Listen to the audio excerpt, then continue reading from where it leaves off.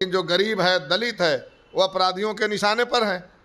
और उसमें राजकुमार मांझी को पीट पीट के हत्या कर दिया गया। मोहनपुर में बाराचट्टी विधानसभा में, टेकारी विधानसभा में संजय मांझी का हाथ काट लिया गया था।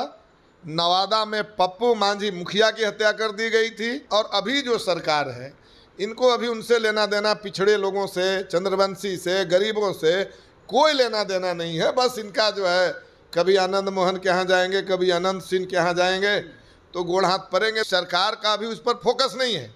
सरकार चाह रही है कि 2025 का जब चुनाव आए तो जो अपराध का ग्राफ बढ़ा है, उन अपराधियों के बल पर, जो पुल गिर रहा है, जय जयकार है ठेकेदारों को, उन ठेकेदार माफियाओं के बल पर, भू माफियाओं के बल पर हम आने वाले दिनों में सरकार बना लेंगे। लेकिन सरकार ने जब अपराध कबूल कर लिया है तो आम जनता अलर्ट है कि सरकार को आने दीजिए।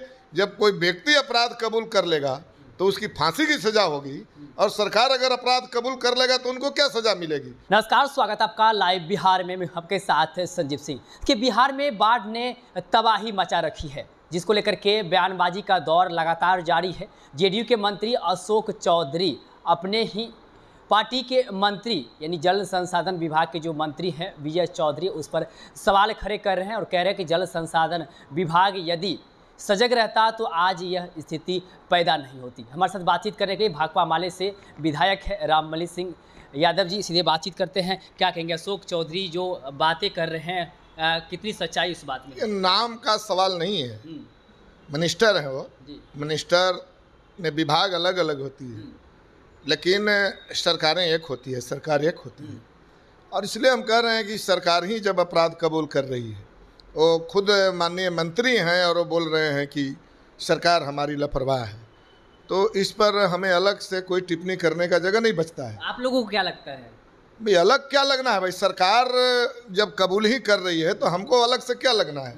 हम तो कोई सरकार नहीं है देश में, उनकी सरकार, बिहार के सरकार के मिनिस्टर बोल रहे हैं।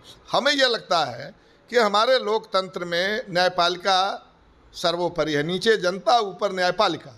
तो हमारे यहाँ न्यायपालिका में किसी भी तरह के अपराध में अगर अपराधी अपना अपराध कबूल कर ले तो उनकी तो सजाए मौत होती है। लेकिन जल संसाधन विभाग की तरफ से कहा जाता है कि ऐसा कुछ भी अब विभागें अलग अलग बिल्कुल ही नहीं है। सरकार बोल रही है, अशोक चौधरी जी सरकार है, सरकार बोल रही है।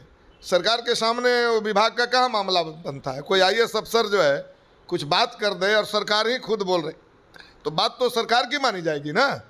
और इसलिए हम कह रहे हैं कि अशोक चौधरी जी ने जो भी बोला है बिल्कुल सही बोला है। सरकार का भी उस पर फोकस नहीं है। सरकार चाह रही है कि 2025 का जब चुनाव आए तो जो अपराध का ग्राफ बढ़ा है, उन अपराधियों के बल पर, जो पुल गिर रहा है, जय जयकार है ठेकेदारों को, उन ठेकेदार माफियाओं के बल पर, भू माफियाओं के बल पर हम आने वाले दिनों में सरकार बना लेंगे। लेकिन सरकार ने जब अपराध कबूल कर लिया है तो आम जनता अलर्ट है कि सरकार को आने दीजिए।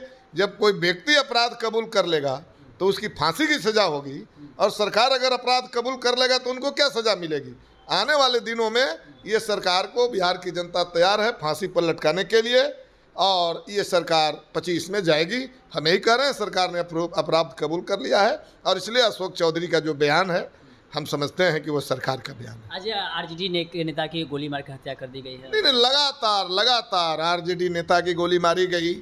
अरवल में सुनील चंद्रवंशी, इधर सरकार जो है सम्राट चौधरी विजय सिन्हा जी चंद्रवंशी ललकार रैली कर रहे हैं, और उधर जो है चंद्रवंशी, सुनील चंद्रवंशी जो भाकपा माले के नेता थे अरवल जिला के, उनको सरेआम गोली मार के हत्या कर दी गई।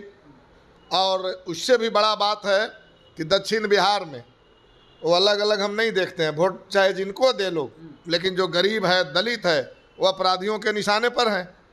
और उसमें राजकुमार मांझी को पीट पीट के हत्या कर दिया गया। मोहनपुर में बाराचट्टी विधानसभा में, टेकारी विधानसभा में संजय मांझी का हाथ काट लिया गया था। नवादा में पप्पू मांझी मुखिया की हत्या कर दी गई थी।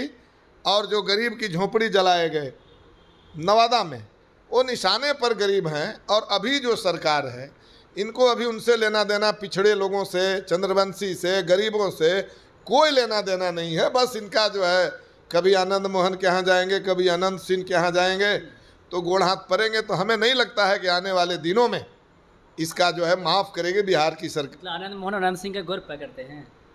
नहीं नहीं, वो ठीक है, उनके नेता हैं, आप गोड़ पकड़िए का पकड़िए। जब महागठबंधन में थे तो वो सभी अपराधी थे, और महागठबंधन से जो उनके तरफ गए तो किसी को जेल से बाहर करने के लिए कानून बदल दिया गया, किसी को साक्ष्य नहीं मिला। तो ये बिहार की जनता इतना मूर्ख है? उड़ती चिड़िया को हल्दी लगाने वाला ये बिहार है। और इसलिए हम कह रहे हैं कि बिहार की जनता जब आपने अपराध कबूल कर लिया है, इस मामले में भी हम तो अशोक चौधरी जी को कहेंगे कि ईमानदारी से, जिस तरह से बाढ़ के विषय में आपने अपनी सरकार को बिल्कुल कहा कि भाई हमारी सरकार बिल्कुल लापरवाह सरकार थी, अगर उनकी लापरवाही नहीं होती तो बाढ़ के मंजर देखने को नहीं मिलता। तो हम तो कह रहे हैं कि अशोक चौधरी जी से, या उम्मीद हम करते हैं कि निश्चित रूप से जनता की अदालत में सही सही जवाब देनी चाहिए। उसके बयान का आप समर्थन करते हैं? भाई सरकार ही बोल रही है, उसमें समर्थन विरोध का क्या बात है? जब वो ना कहते तब ना हम अपनी बात रखते। हम भी, हमारे भी लोग बाढ़ में जांच करने गए हैं, तो हम तो तब बात रखते जब वो ना कहते।